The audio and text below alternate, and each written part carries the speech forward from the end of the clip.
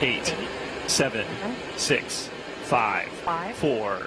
Engine ignition, 2, 1, 0. And liftoff.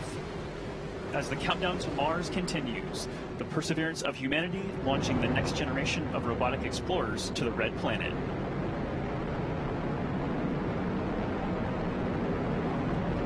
And Atlas TU has gone to closed loop control.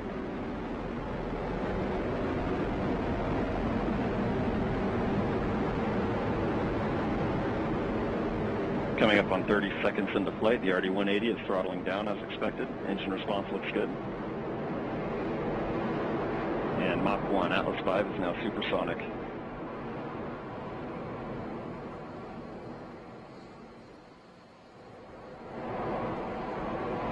And passing 45 seconds into flight, vehicle is now passing through max Q, maximum dynamic pressure.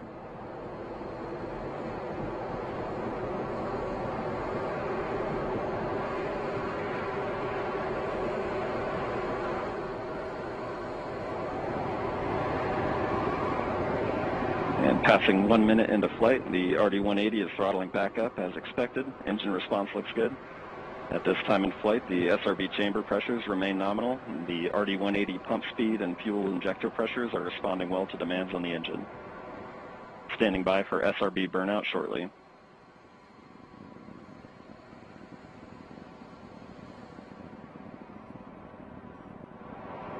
And we have burnout on all 4 SRBs. Burnout pressure signatures look good. Standing by for SRB jettison shortly.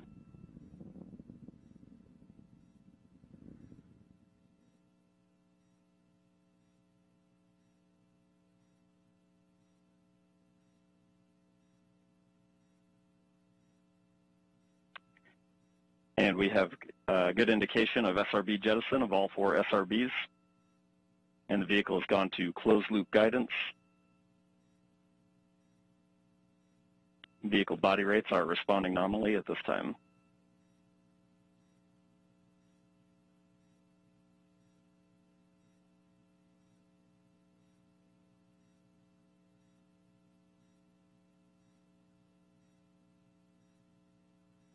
And coming up on 2.5 minutes into flight, the RD-180 is throttled down slightly as expected. Engine response continues to look good. At this time, the vehicle is 50 miles in altitude, 85 miles downrange, traveling at 6,000 miles per hour.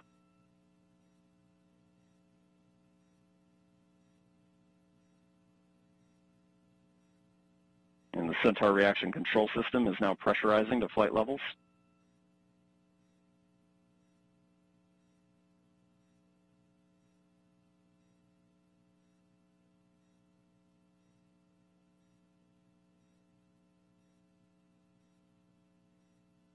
And just past 3 minutes into flight, the RD-180 is now throttling to maintain a constant 2.5 G acceleration limit for payload fairing jettison. Engine response and vehicle acceleration look good.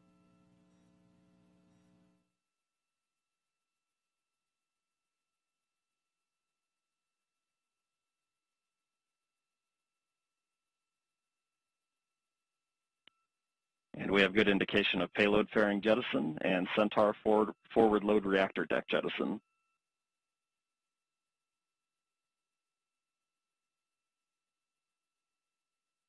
And the RD-180 is throttling back up to attain a 4.6 G acceleration.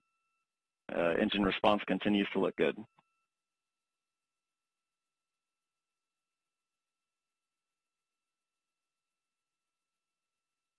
And Centaur has begun the boost phase chill down sequence to thermally condition the RL-10 for operation. Standing by for BECO shortly.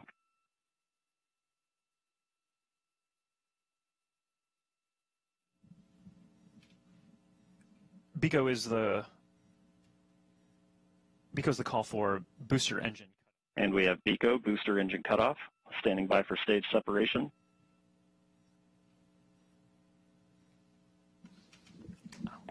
And we have good indication of Atlas Centaur separation.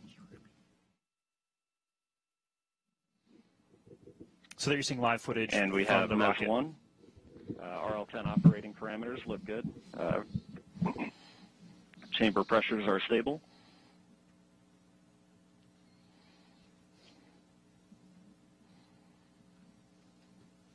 This will be the first of 2 burns for today's mission. This first burn will be approximately 7 minutes in length.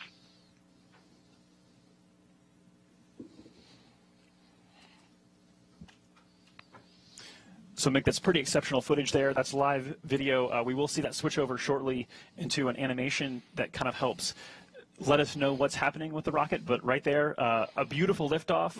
Fun to feel that rumble in the building here as we proceed towards orbit and then towards Mars destination. Yeah, absolutely. It was great watching an on-time liftoff of the Atlas V with that little over 2 million pounds of thrust. Cleared the tower in roughly 5 seconds. Josh, you and I worked the InSight mission, and if you recall, that mission on the West Coast took about 17 seconds to get past tower.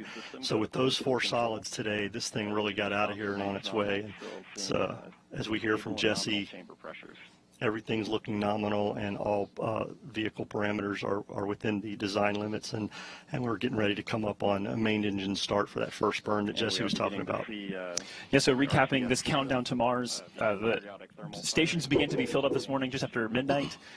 Preparations, fuelings, powering up, all the way through that liftoff that happened. I think, Mick, it wasn't precisely on time. I think you said it was like 10 milliseconds early. So it's pretty much dead on. Yeah, dead on. This team does a great job